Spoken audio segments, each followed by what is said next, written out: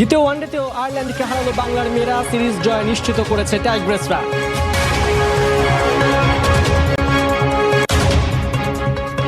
Abu Dhabi টি10 শেষ ম্যাচে হারালো বাংলা টাইগার্স, 7 উইকেটে জয় পেয়েছে ইউপি নবাবস। বাংলাদেশের টেস্ট ক্রিকেটে উন্নতির অন্তরায় ধীরগতির উইকেট, মন্তব্য আইরিশ নারী দলের কোচ এড জয়েসের। ঘরোয়া স্পোর্টিং উইকেটের পরামর্শ, কাজ করতে আগ্রহী শান্তদের সঙ্গে। শঙ্কার মেঘ কাটতে যাচ্ছে চ্যাম্পিয়ন্স লিগ নিয়ে, হাইব্রিড মডেলেই রাজি পাকিস্তান। খবর ভারতীয় গণমাধ্যমে। সোমবার আইসিসিকে চূড়ান্ত সিদ্ধান্ত জানাবে পিসিবি। ভিক্টোরিয়ার সমস্যার দীর্ঘ তালিকা ক্রিকেটারদের, দল গড়া নিয়ে চিন্তায় নির্বাচকরা, তাই ওয়েস্ট ইন্ডিজ সিরিজের ওয়ানডে দল দিতে দেরি হচ্ছে। নাজমুল শান্ত, মুশফিকুর রহিম, তাওহিদ হৃদয়রা ফিট হবার লড়াইয়ে ছুটি নিয়েছেন মুস্তাফিজ। সাকিবকে নিয়ে আছে সীমাবদ্ধতা। উজ্জীবিত নাজমুল শান্তকে দেখে স্বস্তি ফিরতে পারে, তবে বাস্তবে এমন কিছু নয়। ফিল্ডিং শুরু করলেও ওয়েস্ট ইন্ডিজ সফর নিয়ে সুখবর নেই। টেস্টের মতো সংখ্যায় ওয়ানডে সিরিজও। দ্বিতীয় ফিটনেস টেস্টে ইতিবাচক রেজাল্ট পেয়েছে বিসিবি। অন্তত শেষ ওয়ানডে খেলতে ক্যারিবিয়ানের বিমান ধরতে পারেন বাংলাদেশ অধিনায়ক, তবে টি-20 স্কোয়াডে থাকছেন নিশ্চিত। মূলত শান্তর ফিটনেস ইস্যুর কারণে এখনো ওয়ানডে স্কোয়াড দেয়নি বিসিবি। নতুন করে যোগ হয়েছে তাওহিদ হৃদয়ের ইনজুরি, তাই আরও সময় নিচ্ছে নির্বাচকরা। ওয়ানডে স্কোয়াড সাজাতে ভালোই বেগ পেতে হচ্ছে তাদের। মুস্তাফিজের ছুটি, সাকিবের শর্ত আর মুশফিকের ইনজুরি কঠিন করে তুলেছে হিসাব। ক্যারিবিয়ানে খেলা হলে ভিসা নিয়েও ভাবতে হয়। আগেভাগে পরিকল্পনা ছাড়া ওয়েস্ট ইন্ডিজ পাঠানো সহজ নয়, তাই গায়ানায় গ্লোবাল টি-20 খেলা ক্রিকেটারদের উপর নজর রেখেছে নির্বাচকরা। 7 মাস পর ওয়ানডে দলে ফিরেছেন লিটন দাস। মুশফিকের অভাব আপাতত লিটনকে দিয়ে পূরণ করতে চাইবে টিম ম্যানেজমেন্ট। মুস্তাফিজের বিকল্প হিসেবে জুনিয়র সাকিবের ফেরা অনেকটা নিশ্চিত। আফিফ হোসেন, নুরুল হাসান ও এনামুল বিজয়দের বিবেচনায় রেখেছে গাজী আশরাফ লিপুর নির্বাচক প্যানেল।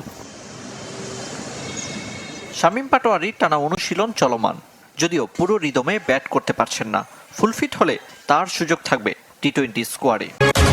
হারের মধ্য দিয়ে আবুধাবি টি10 লিগ শেষ করলেন সাকিব আল হাসান। শেষ ম্যাচে ইউপি নবাবসের কাছে 7 উইকেট হেরেছে বাংলা টাইগার্স। এদিন ব্যাট কিংবা বল দুই ডিপার্টমেন্টে নজর কাটতে ব্যর্থ সাকিব, না পেয়েছেন রান, না পেয়েছেন উইকেটের দেখা। বিস্তারিত রিপোর্টে। সাকিব আল হাসান আরো একবার, হয়তো অজানা সময়ের জন্য শেষবার, মাঠ ছাড়ছেন বিমর্ষ বিধ্বস্ত চেহারায়।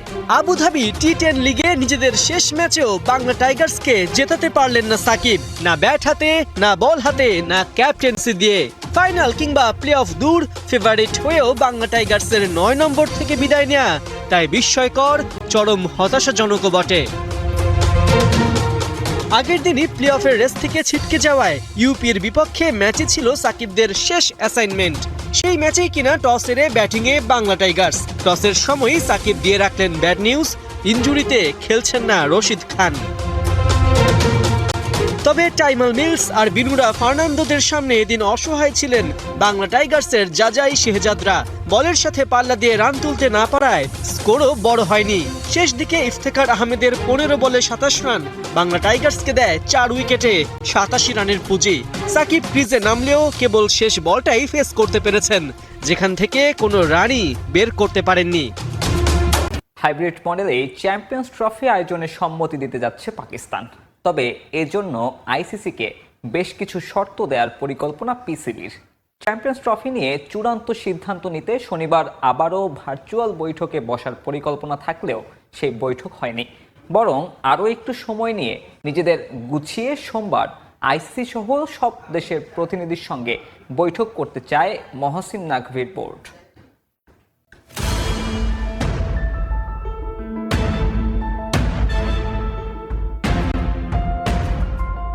বিসিসিআইয়ের প্রভাবে আসলে কোন ঠাসা পাকিস্তান ক্রিকেট বোর্ড তা বলার অপেক্ষা রাখে না। চ্যাম্পিয়ন্স ট্রফি নিয়ে অনড় অবস্থানে থাকলেও শেষ পর্যন্ত মচকাতেই হচ্ছে পিসিবিকে। ভারতকে নিজ দেশে আনতে না পেরে শেষ পর্যন্ত হাইব্রিড মডেলেই আসর আয়োজনের সিদ্ধান্ত নিতে চলেছে পাকিস্তান। অনেকটা নিরুপায় হয়েই এই পথে হাঁটার পরিকল্পনায় মহসিন নাকভির বোর্ড, কারণ আইসিসিতে ভারতের প্রভাব এতটাই যে প্রয়োজনে পাকিস্তানকে মাইনাস করে চ্যাম্পিয়ন্স ট্রফি আয়োজন করতে বিন্দুমাত্র সময় নেবে না বিশ্ব ক্রিকেটের নিয়ন্ত্রক সংস্থা। সবকিছু হারানোর চাইতে অন্তত কিছুটা পেতেই শেষ পর্যন্ত হাইব্রিড মডেল মেনে নিচ্ছে পিসিবি। পাকিস্তান শেষ পর্যন্ত হাইব্রিড মডেলে রাজি হলেও আইসিসিকে দিতে চলেছে বেশ কিছু শর্ত, যার প্রথমটা হচ্ছে ভারত যেহেতু পাকিস্তান সফরে রাজি নয়, তাই ভবিষ্যৎ টুর্নামেন্টগুলোতে পাকিস্তানও ভারত যাবে না। তার মানে দাঁড়াচ্ছে 2026 টি-20 বিশ্বকাপ, 2029 চ্যাম্পিয়ন্স ট্রফি এবং 2031 ওয়ানডে বিশ্বকাপ নিয়ে পরিস্থিতি জটিল হওয়ার সম্ভাবনাই বেশি। যদিও এই শর্তে আইসিসি রাজি হবে কিনা তা নিয়ে রয়েছে সংশয়। এছাড়াও চ্যাম্পিয়ন্স ট্রফির সেমিফাইনাল এবং ফাইনাল নিয়েও আলাদা প্রস্তাবনা থাকতে পারে পিসিবির। একেবারে ফাইনাল পর্যন্ত ভারত টিকে থাকলে সেই ম্যাচ হবে পাকিস্তানের বাইরে, কিন্তু ভারত সেমিফাইনালে বাদ পড়ে গেলে শিরোপা নির্ধারণী ম্যাচ নিজ দেশে করতে চায় পিসিবি। এছাড়াও টিকিট বিক্রি এবং রেভিনিউ শেয়ার নিয়েও আলাদা প্রস্তাবনা আছে পাকিস্তান ক্রিকেটের। ডরবান টেস্টে শ্রীলঙ্কাকে 233 রানে হারিয়ে 2 ম্যাচের টেস্ট সিরিজে 1-0 ব্যবধানে এগিয়ে গিয়েছে স্বাগতিক সাউথ আফ্রিকা। 11 উইকেট নিয়ে ম্যাচ ছেড়ে হয়েছেন মার্কো ইয়ানসেন। প্রথম ইনিংসে 191 রানে অল আউট হয়ে সাউথ আফ্রিকা, পরে 13.5 ওভারে মাত্র 42 রানে সফররতদের গুটিয়ে দেয় সাউথ আফ্রিকা। বাহাতি পেসার মার্কো ইয়ানসেন মাত্র 13 রানে নিয়েছেন 7 উইকেট। প্রথম ইনিংসে ভুল করলেও দ্বিতীয় ইনিংসে পুরনো ভুল করেননি টেম্বা বাভুমা। ট্রিস্টান স্টাফস এবং ক্যাপ্টেন বাভুমার সেঞ্চুরিতে শ্রীলঙ্কাকে 516 রানের টার্গেট দেয় প্রোটিয়ারা। ম্যাচ জিততে হলে রেকর্ড গড়তে হতো, সেটাই পারেনি লঙ্কানরা। অনূর্ধ্ব 19 এশিয়া কাপে ভারতকে হারিয়ে শুভ সূচনা করেছে পাকিস্তান। এ ম্যাচে ভারতের হার 19 রানে। দুবাইয়ে আগে ব্যাট করে 7 উইকেটে 281 রান তোলে পাকিস্তান। দলের হয়ে 159 রানের ইনিংস খেলেন শাহজিব খান। ওসমান খানের ব্যাট থেকে আসে 60 রান। ভারতের হয়ে 3 উইকেট শিকার করেন নাগরাজ। জবাবে পাকিস্তানি বোলারদের সামনে 238 রানেই অল আউট হয়ে যায় ভারত।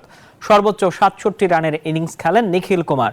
আলী রাজা পকেটে পড়েন 3 উইকেট। 2টি করে উইকেট শিকার করেন আব্দুল সোবহান ও ফাহামুল হক। একমাত্র আল্লাহর জমিনে আল্লাহর দ্বীন কায়েমের জন্য এসেছি। তোমরা কেন আমাকে পাথর মারো? ওই বাচ্চাগুলো বুঝে না বুঝে আমার নবীর গায়ে যখন পাথর মারলেন, নবীজির পিঠ থেকে যখন টপ টপ করে যখন রক্তগুলো পড়তেছে, রক্তগুলো ঝরঝর করে পড়ে যাচ্ছে, নবীজির পিঠ ভিজে গেছে। এত আঘাত আল্লাহ রাসূলকে করা হয়েছে। আল্লাহ রাসূল জমিনের মধ্যে চুবহাবুগুড়ি দিয়ে পড়লেন আর চিৎকার করে বলতেছেন, তোমরা আমাকে আর মারিও না, আমি রাসূল আর সহ্য করতে পারতেছি না, তোমরা আমাকে আর পাথর মারিও না। নবীজি জমিনের মধ্যে মাথাটা হেলে দিয়ে কাঁদতেছে, হু হু করে কাঁদতেছে আর কাঁদতেছে। এদিকে জিবরা পাহাড় এসে আল্লাহ রাসূলকে বলতেছে, গো নবী মাথা উঠান, আপনি কাঁদেন না, বলেন বলেন, আপনি আমাকে পাহাড়কে আপনি হুকুম করেন, আমি পাহাড়